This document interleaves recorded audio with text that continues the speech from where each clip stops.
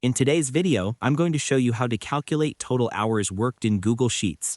Whether you're tracking employee hours for payroll or you simply want to organize your own time efficiently, this simple step-by-step guide will walk you through everything you need to know. First, open your Google Sheets and go to the spreadsheet containing your time data. Once you're there, select the columns that include both the clock in and clock out times. Look for the More Formats option in the toolbar, then click on Time. This will make sure your data is properly formatted and ready for calculations. Next, select the column where you want to display the hours worked. Go to the Format menu again and choose Duration. This is important because we'll be calculating the difference between two times, and duration ensures the total hours display correctly. Follow along carefully so you don't miss any details. To calculate the total hours, click on the first cell in your hours worked column and type the equals sign.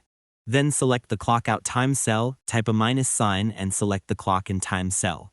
Hit enter, and you'll instantly see the total hours worked for that day. To make the process smoother, here are a few quick tips. Make sure all your time entries are in the correct format and double-check for any missing or incorrect timestamps.